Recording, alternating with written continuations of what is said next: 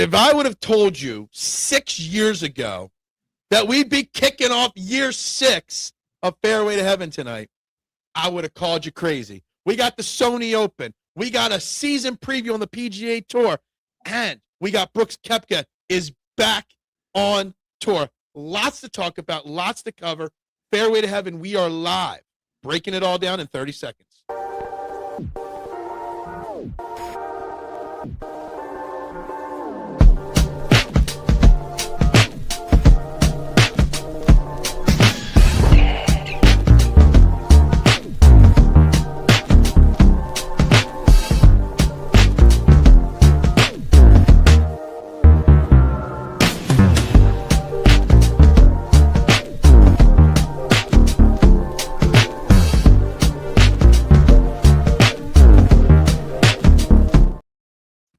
And a very good evening, everybody, and welcome to Season 6 premiere of Fairway to Heaven.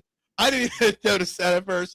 Right here on the STT Sports Network, we will ask Steve what the F he is doing in just a second. But please, guys, welcome to Season 6 of this great golf, fantasy, and gambling show. Please, before we get started on this week's topics, make sure you hit the like button above Steven's face. Make sure you share this out. And, of course, subscribe to the STT Sports Network. Would greatly, greatly appreciate it. It's free to do. It's free to support local content and free to support YouTube channels like that. So, guys, please hit those buttons before you do. I am Phil Stiefel. We got, for Season 6, Jason Sullivan. For his second of the 6 seasons, Steven Fuentes. I am Phil Stiefel. Where did the Lays come from? It's the Sony Open. We're going to Hawaii, baby. We gotta get the Lays. Let's go. We're going. You got a hula skirt? You know I don't want to know if you're in hula skirt, actually. I don't even want to know that. We are kicking off Season 6 here, guys. We really are. I can't believe it. November, 10th or November 20th, 2020 is when this great show kicked off. And here we are, starting our 6th season of this show, 5th full season, covering the PGA Tour. For those that are new, what we do, we break down every single week, Tuesday nights, the PGA Tour event, all the players in the field, who are the best DFS Draftkings plays, who are the worst. We go over ownership percentages, course fit, things like that. We also go over all the best bets of the week, and, of course, any trending topics on the PGA Tour, which there is a big trending topic. So let's kick it off there. Let's get to the Sony Open in just a minute, and if anybody's watching on replay, we will check all the comments. I will reply to them all, guaranteed. But let's start with Brooks Koepka. Obviously, asked to be reinstated from the PGA Tour, left the Live Golf Tour, and he's back. Jason, lots of penalties, lots of sanctions on him. Did the PGA Tour get it right? They did, because they know damn well that there's 3 guys that they need back, and I think this is just the first olive branch, I think. So, I don't know. I felt like he got off a little bit easy, to be honest with you, but I think they knew that they need him back. And he wants to be back, and they know that, but they also need him back, and he knows that as well. So I feel like, yeah, they got it right for sure. They got it right. There's 2 more big names, and so we'll talk about that, I'm sure, at some point. Yep, absolutely, Steven. I'm actually kind of shocked that he said that they got it right, or that he got off easy. I would personally say that, I mean, he's getting fined a pretty significant amount of money if you think about the money he's losing from the bonus pools and stuff like that. You know, I read one article that said he could lose upwards of $50, $60, $70 million over the next couple of years. That's no, I know he's made plenty of money, but that's nothing to sneeze about right there. Right, Steve? No, that's a lot of money. And it's like the money that he essentially can't earn in certain, instances. And that's going to hurt him.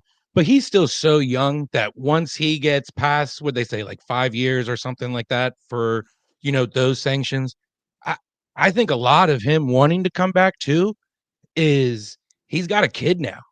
And that Live Tour, that's a party for 3 days. And the locations where they're at, it's not like there's a Florida swing. It's not like there's a California swing where the whole family can come.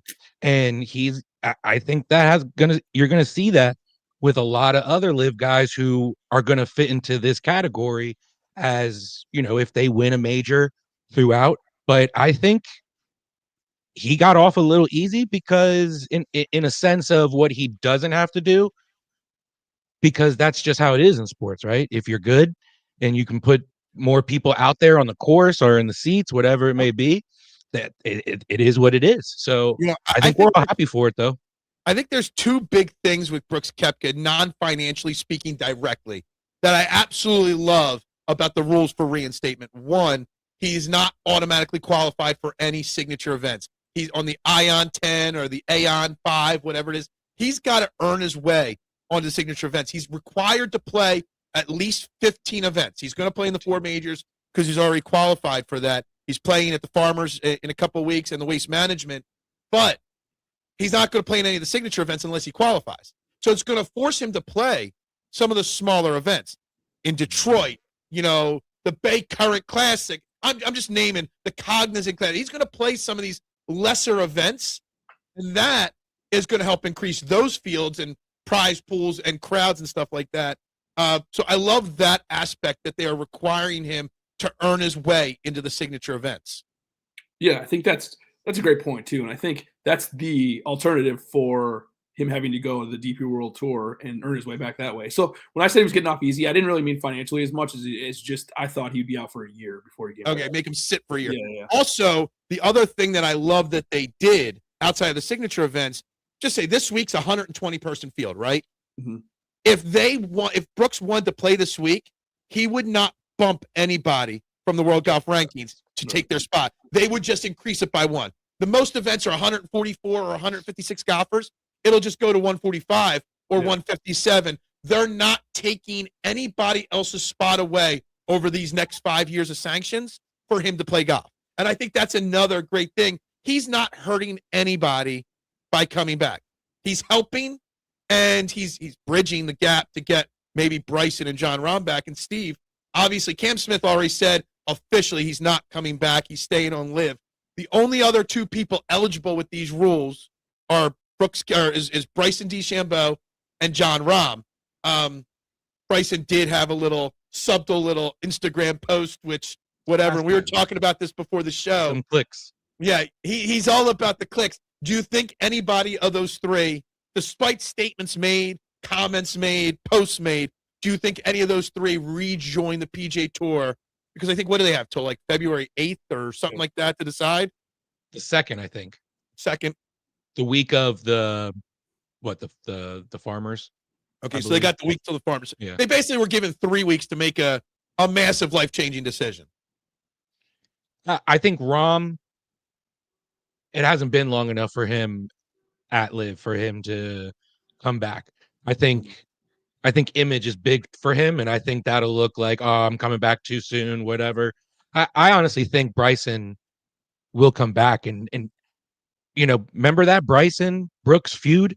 I mean, wouldn't it be great if you brought that back in you did it in the PGA now, and you would have the blessing. And I really do think, and one of the things I was going to say is the new commissioner of the PGA. I know he's not fully in that title yet, but how much did he have to do with how, I guess, easy, what Jason and I are saying, it was for Brooks to be able to come back in, that, these are the things you have to do. Do you see that being more of, Brian Rolap versus Monahan, and how he would have done something like this? Yeah, I'm not sure. Jason, thoughts on that, but also on, Brooks or Bryson and John maybe making a comeback. See, I have a feeling, well, Rahm said today that he wasn't sure, right? He sounded like he was staying, but I don't read a lot into that. With Bryson, I think I saw somebody posted this on Twitter, and I apologize, I can't remember who it was, but somebody said, wouldn't it be funny if Brooks coming back basically gives Bryson $500 million? Because we both agreed before the show, we were talking about, like, Liv's going to do everything they can to keep Bryson. If they lose Bryson, that league's done. So, I mean, we could see Bryson easily get 500 million, and it seems like it's gone almost the opposite for him. Like these other guys, seem like they were miserable on Live, and they weren't really competing in majors anymore. And like Bryson has been the opposite. I mean, like he's competed in almost every single major the past 2 years. It seems like he's become more popular since he left. Like he was kind of like, more time to do his social media stuff with Live. Yeah, He's 100%. I don't know if he's single, but he's not married with kids. So he's got the ability to travel all over the world, live it up, enjoy life, unlike a Brooks Koepka who does want to spend more time closer to home. And he's always been polarizing. It's like he's always been one of those guys that you kind of like or hate. And it seems like way more people like him now than 2-3 years ago. I mean, you're all jumping on the bandwagon. I mean, I was you loved him before. Yeah, I was a Bryson guy from day one, but that's just me. All right, well, that's something to watch over the next 2 or 3 weeks. If any rumors of those guys, or if anybody else tries, I know the rules they set forth only qualify 4 people, but if somebody else a step below wanted to come back, I'm sure the PGA Tour would say, all right, well, in this situation with you, this is what you need to do. So it'll be interesting to see. But I agree with what Jason said, and I know, Steve, you agree with it too. If Bryson left Liv, bye-bye, Liv. Yeah. Bye-bye. We're back to the only fairway to heaven in existence if Bryson leaves. Copycats. Anyway, guys, we do have a poll question rolling on the channel right now on the YouTube page. Did the PGA Tour get the Brooks Koepka situation right? Yes or no? Right now we are 100% yes. 0 votes for no. We'll see how that unfolds throughout the show. But this is a DFS gambling show mainly, and it is the Sony Open. The Hawaii swing, the whole swing of 1 week, kicks off and ends this week down at Waialae Country Club in Honolulu, Hawaii. I think I said that right. Waialae Country Club? Yeah, I think it only took me 6 seasons, and I think I finally got it right. I was going through my notes from last year, how I had it phonetically spelled. I think I told you phonetically how to say it. Yeah, exactly. Exactly. Anyway, this is the Sony Open at Waialae Country Club, the second most predictive course on tour. It's Augusta, and then it's this place. You know exactly what you need to win here, and experience matters here. So, Jason, as the course expert, you got to be an expert at something. So, right. I don't know what else you're an expert in life, so we'll just say you're the course expert. You don't want to know. What are the 120 golfers? I don't want to know. What are the 120 golfers teeing it up this week going to face? Well, first off, this might be the last Hawaii swing that we see. It sounds like this is the last year of Sony's sponsorship, so this may be the last Sony Open, which is kind of sad. I always like the Hawaii swing, but like you said, 120 players in the field, top 65 in ties are going to make the cut this week. Waialae Country Club, 7,040 yards, par 70, Bermuda grass greens, 83 bunkers, water, and 5 holes on the course. It's a short course, so I think everybody just assumes that it's gonna really favor the accurate guys. But there really is no missed fairway penalty at this course. There's not really any penalties on this course at all. I mean, obviously the wind is going to be the one defense of the course, but we're going to see a lot of shots coming from these mid irons, 150 to 175 and 175 to 200. Pretty straightforward course, nothing too crazy, no real trouble on the course other than the wind. Mm-hmm. From my understanding, like you said, the rough isn't penal, but there is a definite correlation to hitting the fairways because, the approach shot is what is king at this place. And if you hit the fairways and you get a little bit of run out or with the wind, you're looking at a lot of shots from 125, 150, 152. And from what I read, I can't read my own notes here. What's it say? The greens. What did I write down here on the greens? Well above tour average. I can't remember I can't read the number I wrote down. For this, I was listening to Rick Run Good on Monday afternoon. He said for a sub 7,100 course, these are the largest greens on tour for sub 7,100 yard courses. So I also wrote down here half a stroke per hole lost last year if you miss the fairway. So while it's not penal rough, it still penalizes the score for some reason there. So I'm going to throw that out there. Steven, what do you know about Waialae that we haven't covered yet? Well, it's, your traditional, par 70. So you're going to get, 12 par 4s. And some of them, this is where Jason, was talking about it. Just because it's a short course, short hitters don't just have the advantage. If you're a long hitter and you're off the tee and you're accurate, some of these par 4s are reachable.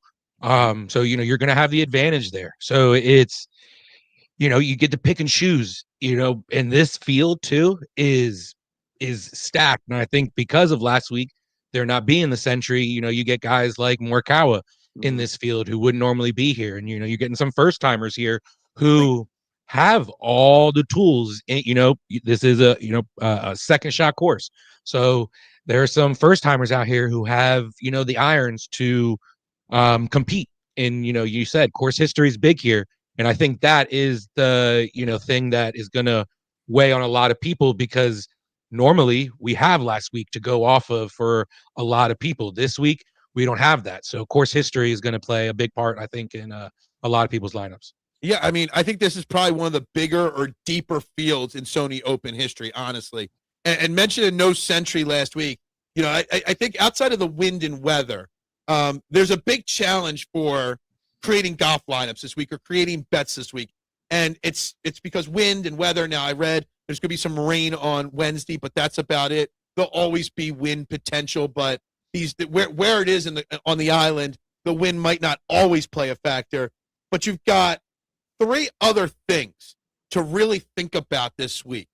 The layoff. When did they last play? Some of these guys didn't even play the fall swing. There are guys in this field that have not played since the Wyndham or the FedEx. So you got to take that into account.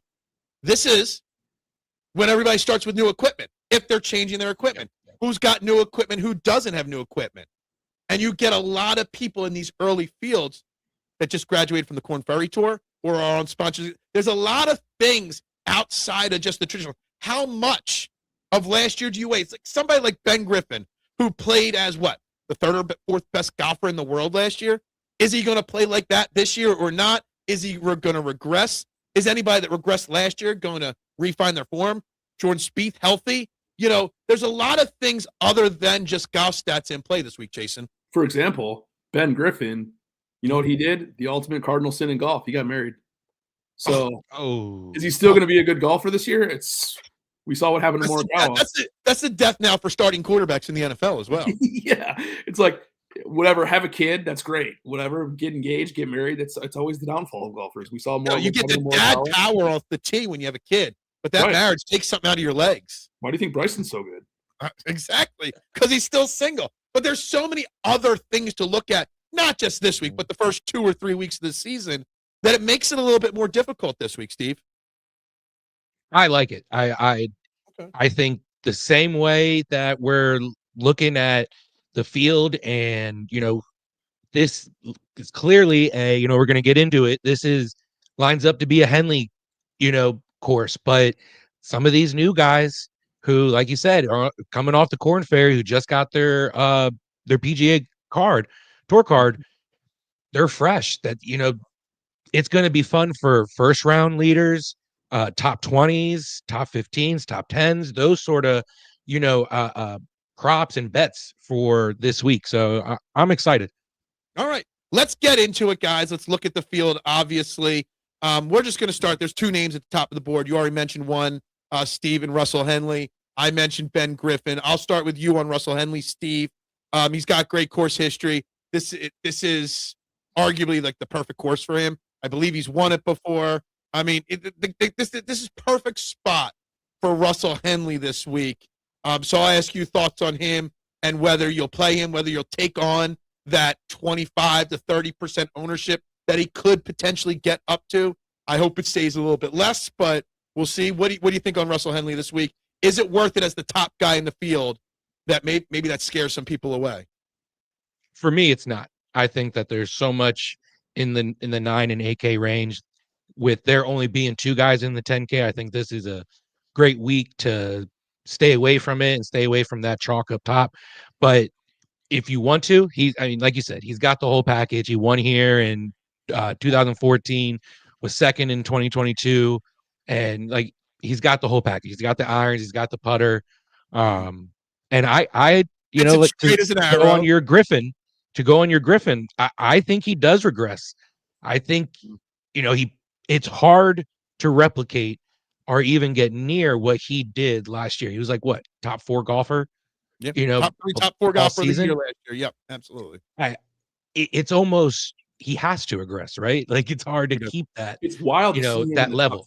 He's in the top 10 world golf rankings right now. Like that's just wild to see. Who would have thought that a year ago? All right, what are you doing, Jason, with this top end? Are you going to play either of these 2 guys, or are you going to fade and skip down? I'm kind of in between, to be honest with you. I'm not 100% sure. I think Henley obviously pops out. I mean, it's hard not to want to play him. I just have these rules saved in my phone, like DFS golf rules. And number one is don't play Chalk Henley ever. So I don't know if I'm going to go against myself. I feel like I am just because of his course history is so good. But I think there's also a way. First of all, they made the pricing this week so soft that you can play whoever you want to play. You can easily play both of these guys and get away with it for sure. But I think maybe to be a little contrarian this week, I think maybe skipping it this range and starting with Spawn. I like that idea. So I'm undecided. I think I'll play a little bit of Henley though. I think I've built about 10 or 12 of the 20, 25 lineups I'll do. I've got Henley in 3 and Ben Griffin in none. So I'm going to sprinkle a little touch because I feel like I can't just let Russell Henley completely go because there's a darn good chance he can win this. I'm going to put together a placement parlay later on tonight or tomorrow, and I think I'll have him in like as a top 10, finish in this week's event. In that parlay, he hasn't played since the Ryder Cup. That's that's a big fear. Yeah. And I agree with both of you that there is that chance that Ben Griffin regresses. So I'm going to fade. I don't even think I go all the way down to JJ Spawn to start. I go to the top of the 9K range in Colin Morikawa. And, I have this thing with Colin Morikawa. He's only projected like 12% right now. He hasn't played here since 2021, which he finished 7th place back then in this event. I kind of feel like I want to be early on Colin Morikawa, not late. I don't want to wait till his ownership gets into the 20s again. I don't want to wait till he's in the 10K again. I don't want to wait till he's 10-1 to win an event. I want to get Morikawa in my lineups early. And I'm not going heavy on Morikawa, but I think you can justify that his rest, his offseason, could potentially fix that swing of his. I mean, he was a 2-time major winner. He is a major, player on the PGA Tour. This might be his year to kind of rebound compared to some of the other guys. Problem is, I thought that for the whole second half of last year, I tried to be early on him every week. I know. It did not work. I played the ownership game a lot with him last year, and it just didn't work for me. I'm going to wait and see on him, I think. I don't know. He kind of pops in my model a little bit this week. He's good on short courses. I don't know how I feel about him right now, and I feel like the win equity isn't there. So I'd rather start with Spawn or Hideki, to be honest with you. Yep.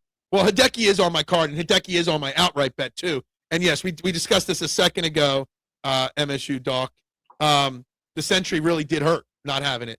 And it's very hard to take into account who's played on the World Tour, who's played on the Corn Ferry Tour, Asian Tour, whatever it may be, over the winter or on the fall, and how do you handicap that, going into this week? We'll get into the bets later in the show, Adam, for sure. I got some ideas on top 10 bets. First-round leaders, I don't know if I'll ever go back to first-round leaders. I do like Hideki this week. Hideki definitely seems to thrive early in a season, in my opinion. He's also great on this. Yeah, he's got great course history too. Yeah, he's been great on this course, but he also his skill set. I keep hearing everybody say like he doesn't really fit this course very well. Well, first of all, he's great course history, so you think that he would. Also, his iron game, his mid iron game, is probably the best. Well, it's definitely the best in the field, probably the best in the world from this range. So, I mean, yep. You mentioned Spawn, and where I wrote down 2 names in this field whether they would regress. I wrote down Ben Griffin and JJ Spawn. I put a Y next to Griffin's name and an N next to Spawn's name. That I don't see a regression coming from. Maybe he doesn't contend in every major. Maybe he's not making 90-foot putts to win a championship. No, he's not in a major, but right. But I could see JJ Spawn hanging around as a top 10, top 15 golfer this year, and he's got great course history, and his game is perfect for this. Love JJ Spawn. I'm going to throw one other name in the 9K, and then Steven, you see what you say. Harry Hall. Putting, big greens, hit the fairway, hit the green, make a putt. That's Harry Hall's game, right? Seems underpriced too. I think he's too cheap. Yeah, I think there's a lot of guys either underpriced or overpriced this week. Honestly, I kind of feel like in this field, Harry Hall's a little, underpriced. Steve, what do you think? Any other thoughts on this 9K range? I mean, you and I, these first 20, 25 minutes, we're so aligned with who we're thinking. I have Harry Hall just for, to kind of go off of Adam's comment about any top 10 bets. The dude lived. He held like a residency in the top 10 and top 15 all last season. And he has, the package to get it done here. JJ Spawn. I had the same thing. I feel like even though him and Griffin had a very similar year last year, I see no regression in JJ Spawn game. Morikawa, I want to be in on him early because I'd rather be out on him early if need be. Yeah. And I just think I like the way you phrased that there. Yeah. I can't stand playing him, but if we're talking DFS, if his ownership is going to be low, he's got the caddy now. He's got the clubs. Like, Jason wanted to be early on him last year, and I just feel like it's hard to figure out your clubs in the middle of a frustrating season. The other guy I'm going to go with is Keegan. He has to want to get the Ryder Cup past him and not a conversation anymore. And the way you do that is you come out and you play well. He's got good history here, T6, T2. He's got course history. He's played it 13 times. And he's got the overall game. So I'm with you on all that. And then, like I said, I'll add Keegan. Yeah, no, I like that. I think you're spot on with all those choices right there. And I do have Keegan. I'm glad you said that. Thank you very much, Adam. Muchas gracias. I appreciate it. It's kind of scary that we all agree on all these. That's really, a little alarming. Honestly, though, the beginning part of last season, we all made a lot of money when we were all on the same page. True. It was later in the year when we started, changing things up and disagreeing when we actually started. Well, I started losing money. Rashad, that's Rashad's name. Yeah. I didn't know you changed your name. Agree with Steven on Keegan. I have a lot of Keegan this week. I have an outright bet on Keegan as well. Into the 8K range, I think there's some interesting stories, interesting thoughts. Kirk Kitayama obviously had a big come up last year. Chris Gotterup doesn't fit this course, but I kind of feel like that price is very disrespectful. You got to talk about Jordan Spieth's injury, whether he's healthy. He claims he is. Aaron Rai, excessively underpriced as well. And the MVP of the fall swing, Rico Hoy, is in this range. So we'll start with you, Jason, again. One or two points on this 8K range. What are you thinking? I think the ownership's all going to go in the same places, which is a little alarming. I think. Where do you think that ownership's going to go? I think it's going to go a lot to Connors. I'm hearing everyone tout Connors for this week, which is good. I mean, I don't have a problem with that play at all. I think Chris Kirk's going to get a lot based on the course history. He's another guy where I think I used him in my one and done last year here. And like he disappointed a little bit last year. I think he missed the cut, but I feel like this is another course where like he sets up really good for this course too. Good putter, good strong putter, accurate guy. I feel like Chris Kirk's probably my favorite play. I was a little bit disappointed to see him at, I think he was like 17% last time I looked ownership. But I like the bottom of this range a little bit too. Harmon's interesting to me. Rico Hoy, it's like one of those things. It's like he doesn't seem like he would fit this course, and he can't putt at all. Like, do we trust him? He's been so good in the fall swing, but do we trust him? His fall swing, 7th, 22nd, 21st, 2nd, 4th, and then 9th back to the Pro Cure. That's 5 top 10s there in 6 events. I just worry about him on the huge greens. Like, dude cannot putt. He's probably the worst putter on the PGA Tour. So I want to bring up Aaron Rai and the disrespect there at 8,300 because I know he hasn't played on the PGA Tour yet this year, but his DP World Tour. If Rico Hoy is the MVP of the fall swing, Aaron Rai is the MVP of the World Tour in the fall. He won at Abu Dhabi, a huge thing. 3rd at the BMW PGA Championship. The guy's been playing really good golf internationally. He's a proven winner on the PGA Tour. I think with this field, with some of the unknowns ahead of him, especially in the 8K range, I think he is massively, massively underpriced. And his ownership percentage, considering that, you're talking 14 to 17%. That is not bad, honestly, in my opinion. He's made the cut twice here. Not great finishes, but he hits it straight, which you need to do. He's a great iron player, which you need to do, and he can putt. I think his player profile is a perfect with the confidence he's playing with right now. Steve? No, I agree. In that field, in that Abu Dhabi that he won was stacked field. And so I'm with you with Aaron Rai. Connors, I will take Connors at, what is he, 8-6. Last year he was 10-2 here. So And I think that he has the same exact, the reason why he was 10-2 here is the same reason why he can go, win this. He's got good course history for the most part overall. He's got a T3 and 3 top 15s. So it's not like this is a, foreign course to him. And in the 8K range, I don't mind a chalky Connors in that range. I like Harmon as well. I like him in short courses. I also play Harmon. What do you guys think about Jordan Spieth? Any course really. Where I want to be early on Colin Morikawa, I kind of don't want to be early on Jordan Spieth because we're talking injury, not equipment change, not mental. We're talking early. I mean, Jordan Spieth, in theory, great player profile for this course. And I do hear people, Rick Run Good was very high on him this week. And I never doubt a thing that Rick ever says because, I mean, he's the one I listen to the most frequently to prepare for this show. But I don't know if I could trust getting early on a guy coming back from an injury like that. And his game is kind of switched how it used to be, right? Like he used to be like elite iron player, elite scrambler, and I feel like it's kind of changed a little bit. I feel like he's now better off the tee. He can't putt at all. Like it's like it's bizarre almost. I agree with you on the wait and see. Like certain guys, a slump is a lot different than an injury, like you said. I think his slump was kind of correlated with his injury. So I think we wait and see on him. It's not for me. All right, let's get into the 7K because this is where we get the first couple Corn Ferry guys and newbies and whatnot.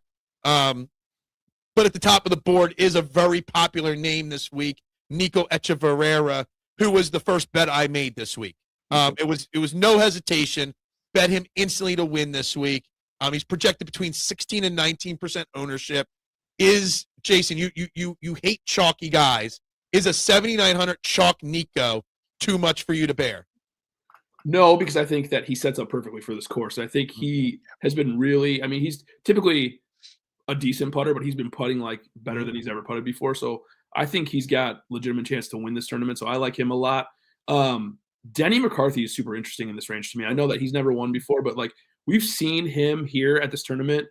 Pull him up. So the last 4 years, he's gotten better each finish here. He went T48, T32, T24, T16. Like, is he figuring out the course? I mean, he's a guy that can put the lights out any given week. So I like Denny a little bit, and then Eric Cole's my other favorite play in this range.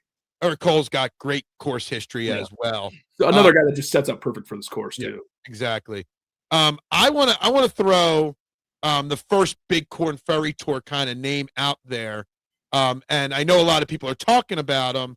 And we've seen him on the PGA Tour at times, even in the fall swing, but really dominated the Corn Ferry Tour last year. And that is John Kiefer. And I know he's going to be a popular name this week, but I'm willing to take the chance because I think I've seen a little bit of his game, seen a little bit of highlights of his game. I think he could really, really perform well here this week. And Kiefer, he's still under 7% ownership projections right now. So I love Kiefer as a DFS play this week. Steve, where are you looking at? I got more names, but I want to see what you got. One name, if we're talking about guys getting early, I want to get early on Thagila. I think last year he was injured a lot, young, and that's just going to mess with your confidence. It's going to mess with your whole entire game. And so I think he's past the injuries and that low in the 7K range. I think people are going to shy away from him until they see him. So I want to get early on him. And then another guy. Too. Did you know that he got engaged?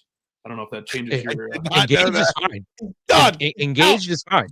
Stroke is engaged. Yeah. It's once you give her the last name, that's when it's like, shit, because that's where the checks, start to come into play, and then you're playing, a little on the edge because that's who's catching the check. Sorry to interrupt you. 50% of that check goes to her. Gotcha. Yep. The other guy I talked about being able to those bombers. Jason talked about, you can be a bomber and still have success on this course. Christopher Wrighton. He can bomb it and he can do it accurately. And his putter is super elite. Yep. So I think he's one of those guys who you can look at him first round leader for sure, because he's going to be able to get you those those early putts, I think, just because of having that advantage off the tee. Interesting. All right, so I'm going to throw some names at you guys here that I like. Obviously, I mentioned Kiefer and Nico. Michael Brennan is another young guy, up-and-comer that I really like this week. I think he's going to fit in really well. I'm trying to find my notes here. I wrote down Neil Shipley's name. I'm not sure why, but I don't have any notes next to his name. Daniel Berger's had great success here a long time ago. And Daniel Berger missed the cut here last year, but Daniel Berger hadn't really fully gotten his game back after a long absence. So I kind of feel like Daniel Berger here would be a good play in the mid-low 7K range. I just worry about his ownership. Berger, I'm hearing him on every show, which makes me a little bit nervous.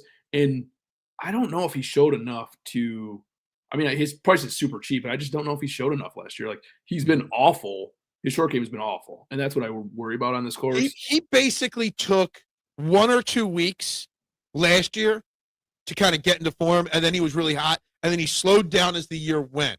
Yeah. So I'm kind of going with the thought process, the vibe that he's a early. There's certain guys that are better early in the season than when Rory and Scottie are playing every week.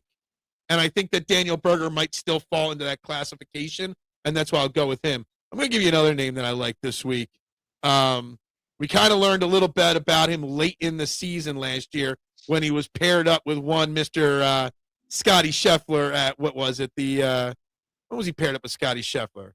Maybe it was at the Ryder Cup. Haotong Li has done really well, finished 8th in the World Tour, DP World Tour Championship, 7,200. What's that? The Open, I think, wasn't it? Yeah. Or was it whatever he was paired up with Scottie, and they had that great back and forth and stuff like that. We got to see him. I thought because of his newfound glory, and then he was, he's doing some things online and stuff like that. He was in one of the nighttime, battles and stuff like we're seeing his name a little bit more pop up, and yet he's still 3% owned, 2% owned. The guy's got game. He knows how to thrive in the brightest lights. You got to remember, 120 golfers, 65 plus ties, only about 50 guys, maybe less, will miss the cut. You could take some chances on this course. I think Haotong Li is a great chance to take on this course. I like that you're going with the narrative play. You're never Mr. Narrative guy, and I like it. I'm trying to win a damn GPP this year. I'm so close to winning GPPs, whether it's showdowns or regulars. I want a GPP. So I'm going to go theory a little bit more than just stats this year. I think sometimes that's a smart point, too. I think sometimes, too, you go upside. I mean, like, how many guys in the lower 7Ks can actually win a golf tournament? I think he's one of them. So I think sometimes you kind of throw stats out the window and just kind of go with, like, logic and just be like, listen, how many guys down here can win a golf tournament? The way I look at it, how many guys down here, and even if they don't win, if you're at 3%, you make the cut and finish 35th, you're still getting good value for your investment there, right? Yeah. That's still helping your lineups cash or finish in the top whatever tier. So when there's a cut event, but it's not a 156-player cut event, you have that ability to take some chances. And I think that there's a couple of our names here I got in the 6Ks. If you guys don't have anybody else in the 7Ks, I'm willing to take chances on. So Vince Waialae for me in the 7K. Yeah. I've seen a few a lot in the fall. Yeah, he played a lot in the fall. 2 times he finished T3. He's one of those guys who's not super accurate off the tee, but that's not going to really, penalize you too much here. Really good with the wedges, and he's part of that, elite putter group that can go out there and rack up birdies. Jason, anything else before we touch on the 6K range? No, why don't you give us your 6K plays? Well, I'm going to give you one right here. He finished 18th in the PGA Championship. Unfortunately, DraftKings doesn't have it, so I didn't write it down. He has dominated the Asian Tour late last year into the fall, and that's Kazuki Higa. All right? This is compliments of Rick Rungood. I don't even know who Higa is. I should have written down his stats, but he showed his Asian Tour numbers. The guy's 6,200, okay?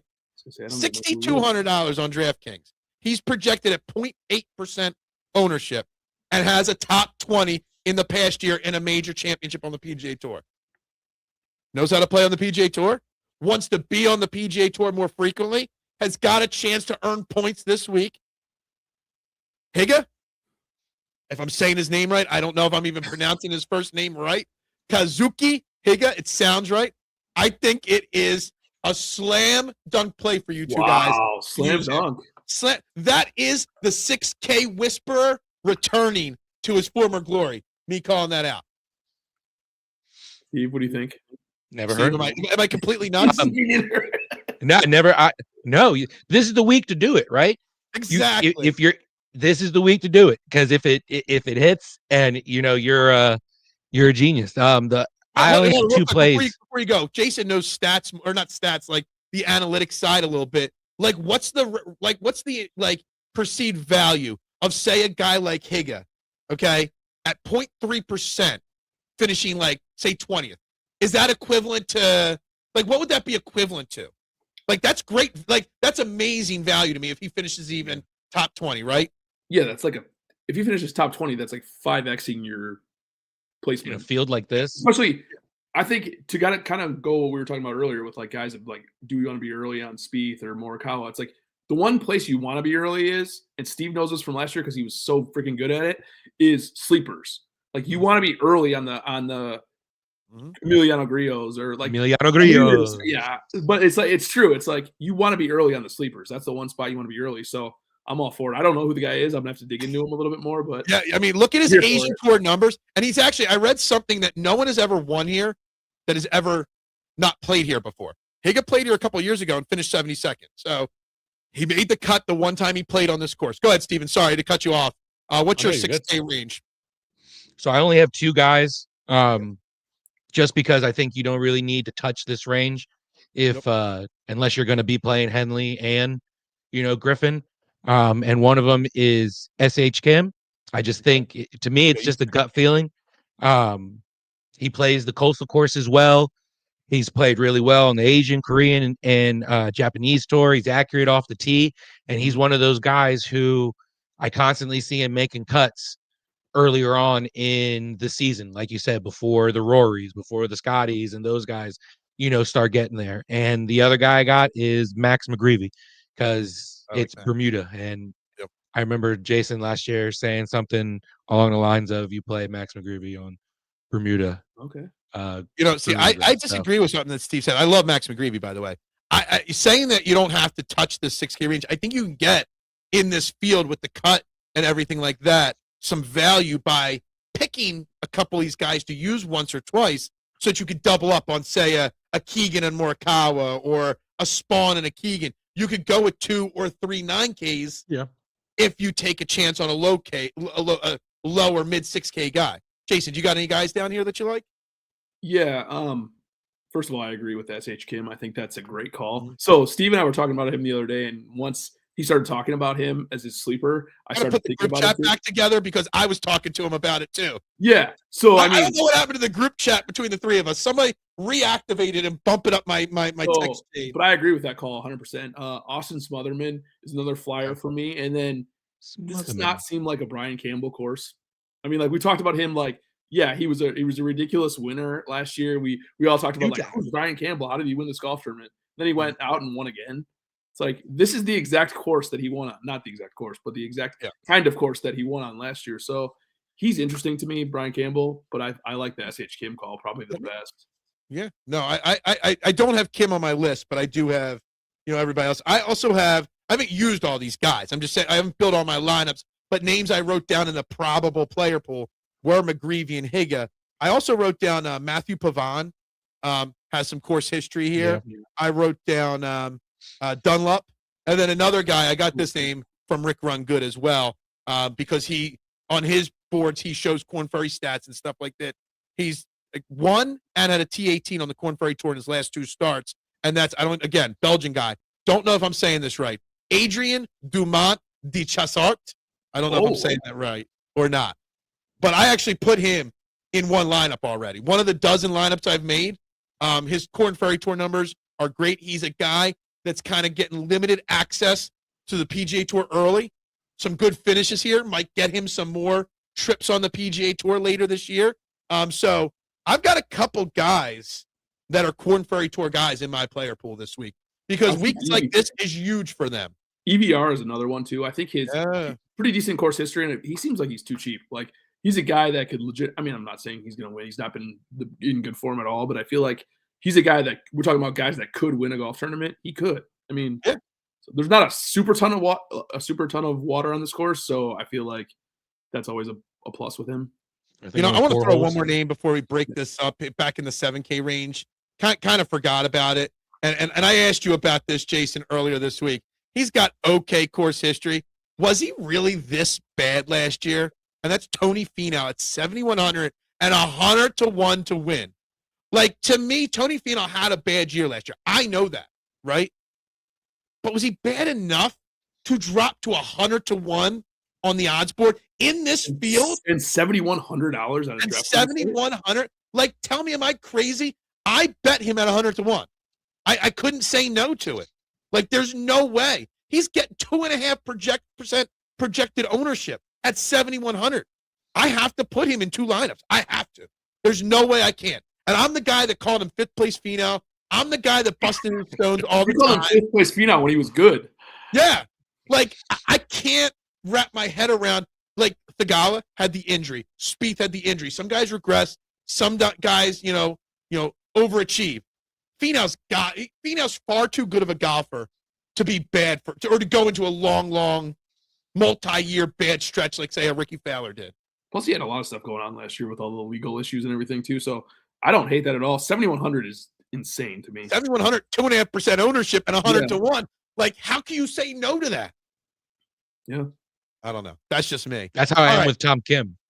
Oh, Tom Kim's another one. Yeah, I forgot about Tom Kim. He is in this field, too. I did write him down, but I could not get by. I chose Tony Finau over a Tom Kim. That you can't choose both of them this week, I don't think. No. All right, so for those that are new, again, if you have not yet, hit the like, subscribe, and share button. If you have any questions on anything you've heard so far or about to hear, drop them in the comments, and I will respond to them all on YouTube later or on Twitter. Any of the three of us will respond to them. But what we do here on this show, we do two things. After we break down the thing, we are going to build a DFS lineup each, snake style, so we cannot duplicate, our pick. So if I pick, Henley, no one else can. And then we do a little friendly one and done between the three of us. Who won the one and done last year? What was the final standings last year? I don't know. Oh, I don't know. I don't remember. It was really, actually, I think me and you were within like 10K. Yeah. I think we were really, really close at the end of the season. And what was the DFS standings? Put that down. I made it to 5, and I know I think Jason had 12 and I think you had 11. Yeah, I know you guys were like 1 or 2 off. Yeah, I think we were really Jason had a great second half of the two-time defending champ of the season. 2-time, not the 1-time, the 2-time defending champ. So I'm gonna go ahead and make the order since I was just gonna say, since you won last year, you can make the order. Steve's picking first, you're picking second, I'm picking third. Steve, Bill, Jason. Steve, I purposely put you first, by the way, just so you didn't get upset. Because he never gets a decision like that. Yeah, I never get. Second, like, 35 weeks in a row last year. So, man. All right, I'm gonna go. All right, I'll go with. I'm gonna go with Spawn. Oh, Spawn. Fucker. I'm trying to decide whether I should go with the favorites at the top before you guys, or go to some of the lesser names. No one heard my feelings. I set myself up for that one. Yeah. All right, you know what? I'm going to stick to the middle. I'm going to go with Nico to start with here. Because, I mean, Nico, we already talked about. I mean, going to have a great first half of the season, in my opinion. Yeah. I'm going to go Eric Cole. Mm-hmm. Little value. He's way too cheap this week. Mm-hmm. And then I'm going to go with, I guess I'm going to go Henley. You sound so disappointed in going with Henley there. I wanted to go Spawn and somebody else in the 9K. Gotcha. I'm going to go Aaron Rye with my second pick. Remember, I'm a Rye guy, and I will be a Rye guy forever. Big greens. That's right. Can't play. I'm going to go Christopher Wrighton. And I'm going to go with Corey Connors. Christopher Ryden, or however you say it, won me a lot of money one week at the end of the season last year. Yeah, I forget. It won me some money too last year. Yeah, with that guy. I forget when that was. Adam thinks you should have your son pick your picks because he's probably smarter than me for sure. Yeah, clearly. That's a clear, obvious yes and agreement from all of us there. All right, so I'm going to go with the 9K guy that hasn't been taken that I have to have, and that's Keegan Bradley with my next pick. You guys are hurting my feelings kind of today. Well, you picked the order, so you get the blame. I hurt my own feelings. I'm going to go with SH Kim just to get Steve back. Damn. And then I'm going to go with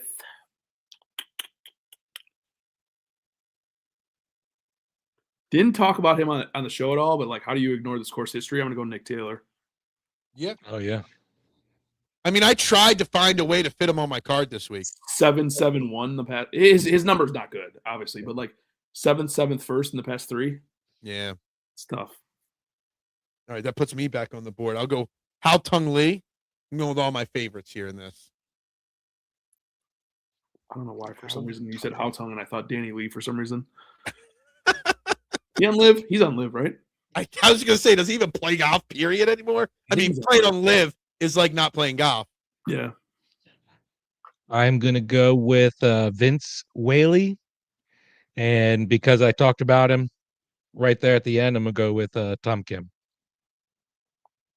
There we go. That puts me back on the clock. What's Tom Kim's price this week? 7,100. 71. All right. I'm going to go John Kiefer with my next pick. Kiefer Sutherland. All right. I'm going to go. All right. I'm going to go Harry Hall.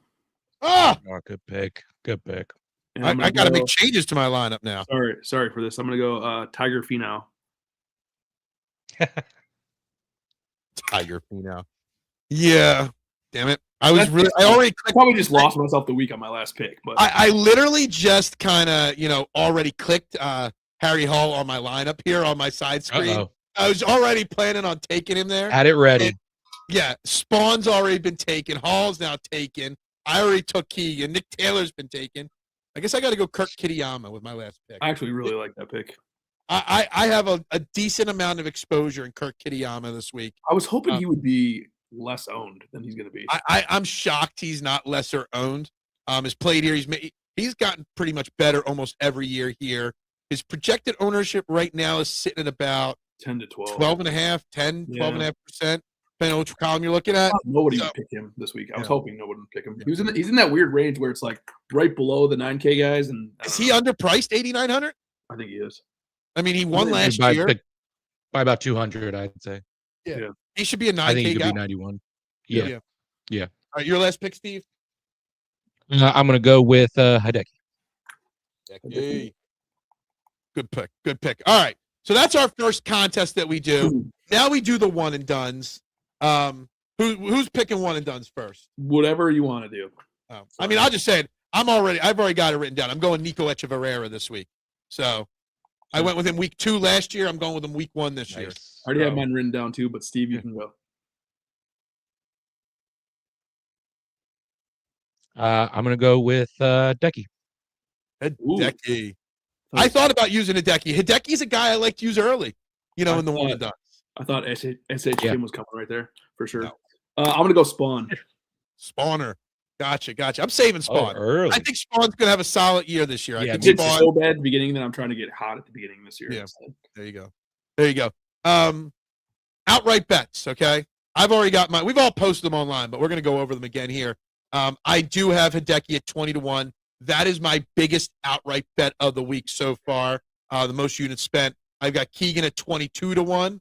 I've got Rico Hoy at 45 to 1. I have Nico Echeverria 50 to 1. Daniel Berger 65 to 1. I've got Tony Finau stupidly at 100 to 1. That's a waste of $1.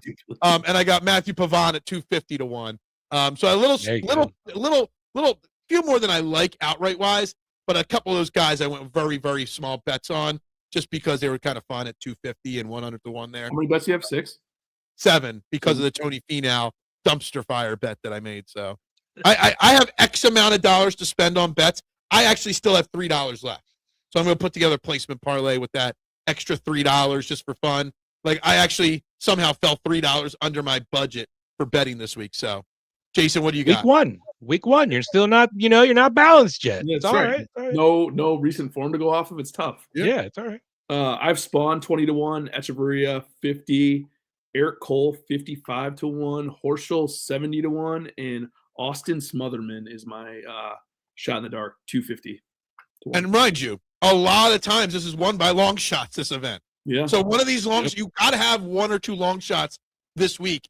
Last year, Nick Taylor won 10 to 1. Me and you both hit it, Jason. So, there's a good chance somebody from 50 to 1 to 200 to 1 wins this event. Steven, what do you got? I think Rick said it on his show that the 5 of the last 6 winners have been 50 to 1. Yeah. Or 50 or higher, for the odds.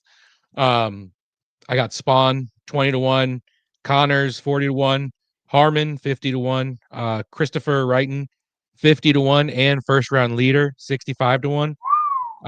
Vince Whaley 90 to 1, and Tom Kim 110 to 1. And then I did Echeverria too, 60 to 1, first round leader. Oh, first round leader for Echeverria. Yeah, actually, first round leader. Yep. I maybe I go with that. I hit Victor Perez last year at the. I might tell your first round leaders. You hit that once or twice last year. Yeah, Steven's the first round leader guy. I'm addicted to it now. I'm addicted to it. I'm the showdown guy. Jason is just the successful guy, and Steve is the first round leader guy. Wouldn't go that far. And together we put our powers together. Together we are Fairway one. to heaven. Let's unite. Put our fists out together on the screen. All right, this is going to be fun. This is going to be a good year here. Lots of fun things happening. I want to throw one more jab out there at golfers and the way golf is. And I want to get I didn't prep you guys. I prepped you for the Brooks Koepka portion early in the show. I didn't prep you guys for this question.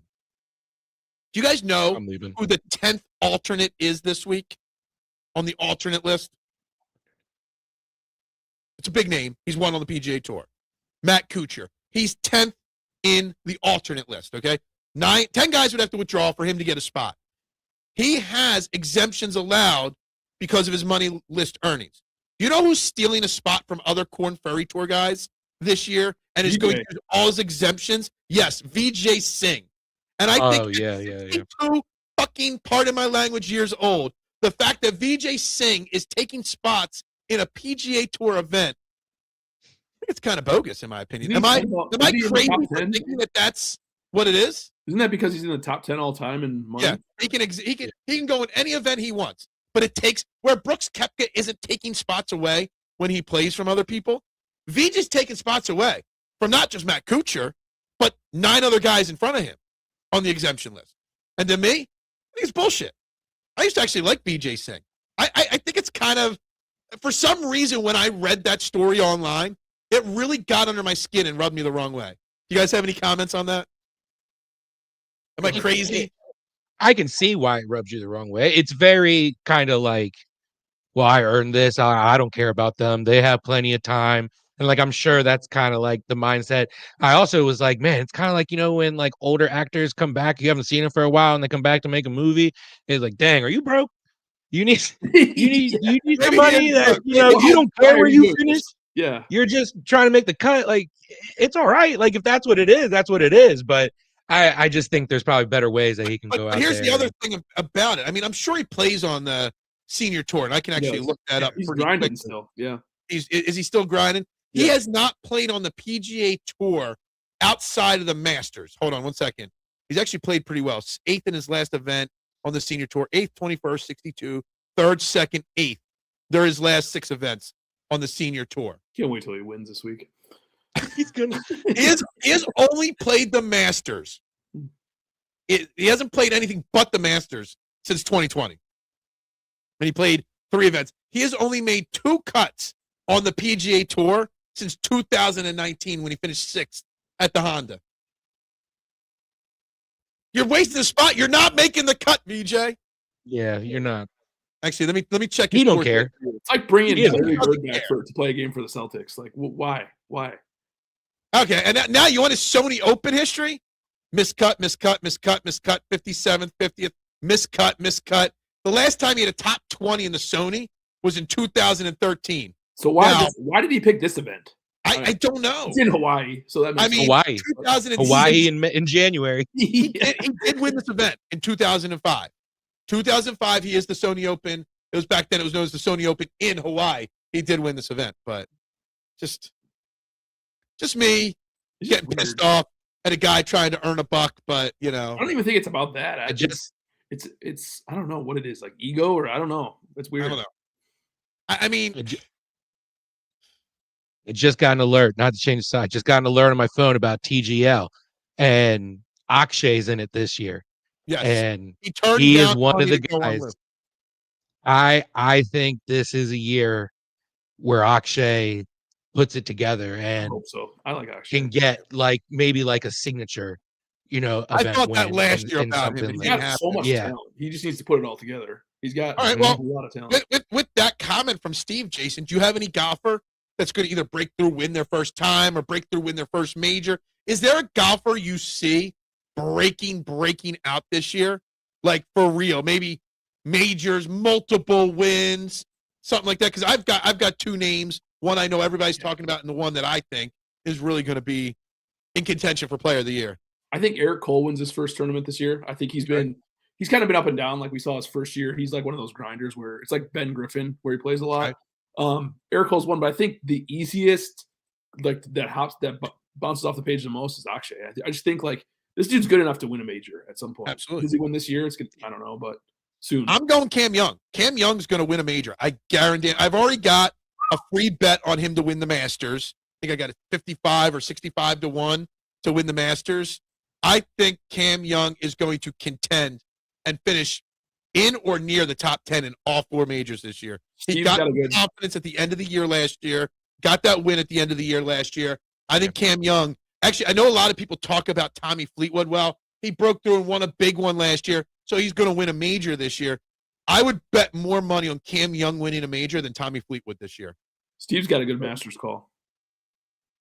Yeah, I have Xander. I think Xander wins that and the American Express. Wow, Xander multi-winner. Yeah, I don't hate that. Yeah, healthy. Yeah, and the other guy who I think has potential to win the Masters, and I think it's the only major. If he wins one this year, that'll win. And that's Ludwig.